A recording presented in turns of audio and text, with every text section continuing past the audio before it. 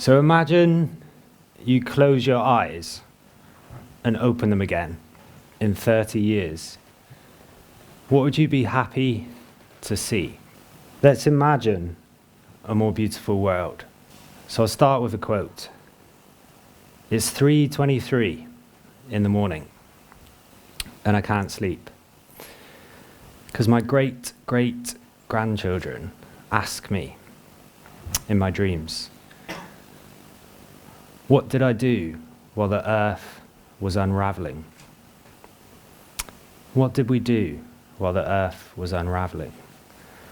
That's a quote from Drew Dillinger, which I read in the book The Good Ancestor by Roman Kusnarek.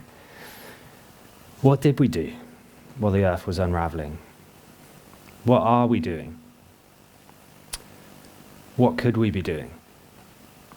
And maybe more importantly, what should we be doing?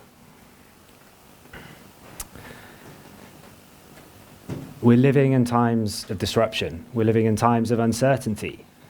Now, for me, it's an absolute joy to be working on the most challenging issue of our time. That's climate change. The climate crisis, the climate challenge, as I like to frame it. It is a crisis, and it's also an opportunity. Some people call the time we're living through the polycrisis. We're facing multiple challenges.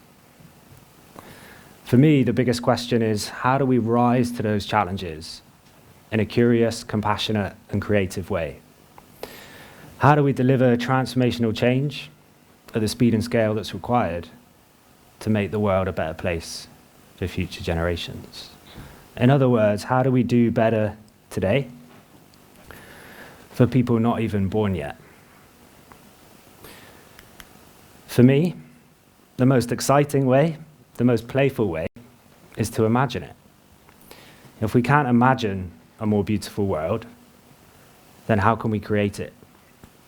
How can we unlock, harness the potential and power of our imaginations to co-create the more beautiful world our hearts know are possible? If we can't imagine a more beautiful world, then how can we create it? So here in Wales and the UK, we have a net zero carbon target by 2050. We've pledged to protect and restore nature, 30% of nature by 2030, as well as a whole host of other ambitions and targets. But we don't have a vision of what the world will look like then. Now, 2050 is only 25 years away. I imagine 90% of the people in this room, maybe more, are over the age of 25. Children born today in 2050 will be younger than what we are now, but we don't have a vision for what the world will look like then. My best friend has just had a baby. In the year 2105, her baby will be 80. Most people in this room will probably know someone that will be alive in the year 2105. So how can we imagine a more beautiful world? Now, this idea isn't new. People have been talking about the importance of imagination and imagining positive futures for a while. People like Rob Hopkins, who wrote the book From What Is to What If. Phoebe Tickell and her project Moral Imaginations.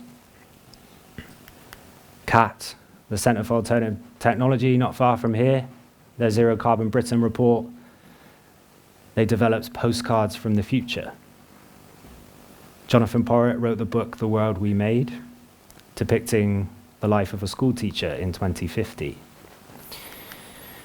This was a project I was involved in at the University of Plymouth a few years ago, where we asked students to draw their visions of the future for their vision of the city.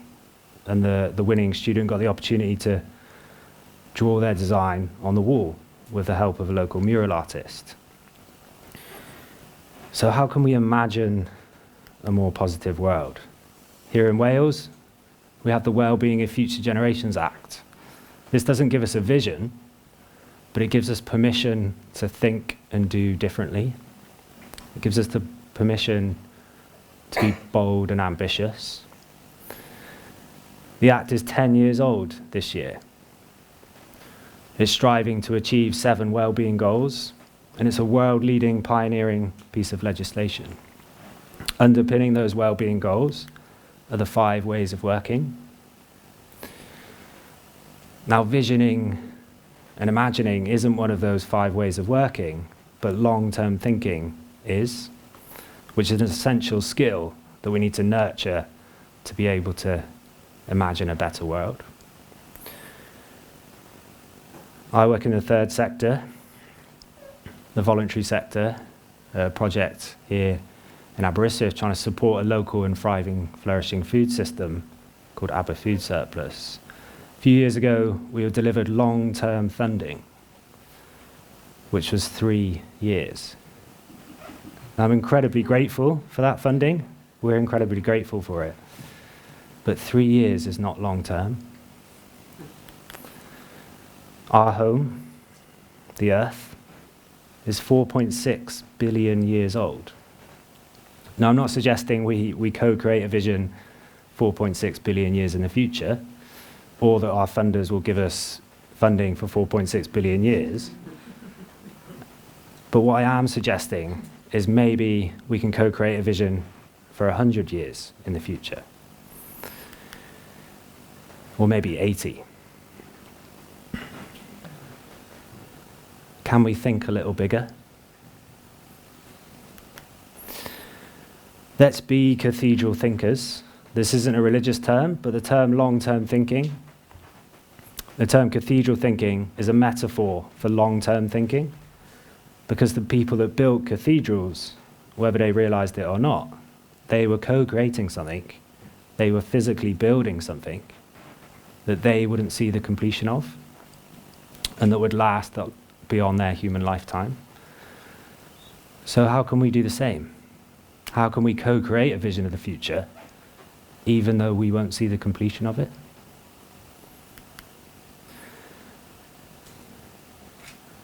So let's imagine it.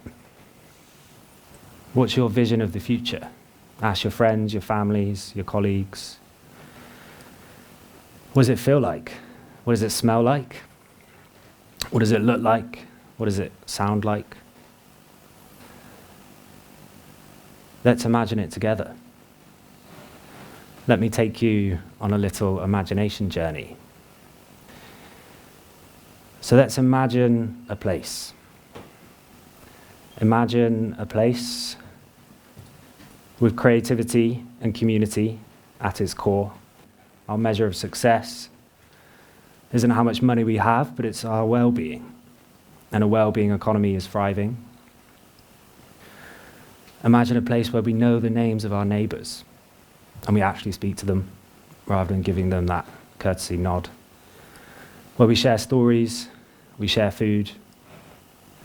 Imagine a place where our urban spaces are revitalised with green infrastructure, food growing, edible herbs line our high street, where active travel is the norm, where street art inspires and connects us.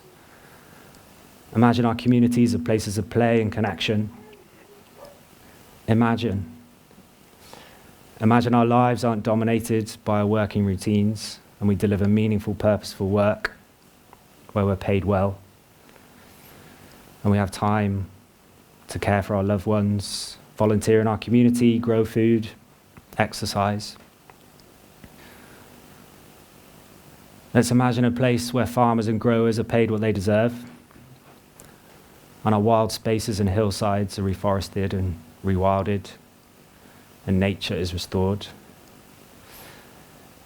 Imagine a place where organic food is just called food, because all food is organic. Imagine a place where our schools and universities have moved away from subject-specific and have embraced interdisciplinary learning, where learners are taught how to solve complex challenges with real-world application, and businesses are actively working to solve real-world problems. Let's imagine. Now, this isn't utopia. It's realistic, achievable, and ambitious. There are pockets of the future happening today. How do we scale those up so they become the new normal? So let me invite you to a party in 2105, 80 years from now, to celebrate the future that we've co-created. So to change the world, you've got to throw a better party than those destroying it. There's a quote from Toast Ale, who make beer from waste bread. So underneath your seats, underneath most seats, there's a card. What I'd love you to do is to take out that card from under your seat, and you'll notice it's in the shape of a bird. It's in the shape of a starling. If you don't have one, there are some around. And my invitation to you is to write on that card 2 words. 2 words to describe your vision of the future in the year 2105. What 2 words would you use to describe that future? And what we're going to do after the talks today is we're going to go out and place those cards in the foyer, and we're going to co-create a starling murmuration, because that's a perfect metaphor for what we need to do to move and flow in the right direction. So let's dream big.